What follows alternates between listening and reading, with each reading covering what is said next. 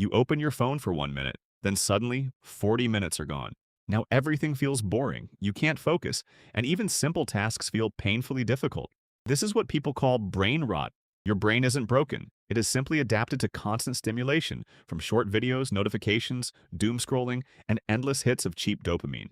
The solution isn't more motivation. You need to retrain your attention span. Here are 3 things you can start doing today, and the last one makes the biggest difference. First, stop giving your brain stimulation the moment you feel bored. When you're waiting, eating, or walking somewhere, don't immediately reach for your phone. Let yourself be bored. Boredom teaches your brain that it doesn't need constant entertainment. Second, create friction. Remove social media from your home screen, turn off unnecessary notifications, and keep your phone outside the room when you work. You don't need stronger willpower, you need fewer temptations.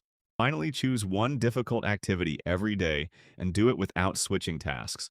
Read 10 pages, exercise, study for 20 minutes, finish one piece of work.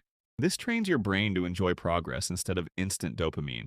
Your attention span didn't disappear overnight, so one dopamine detox won't magically fix it. But every time you choose focus over scrolling, you take control of your brain again.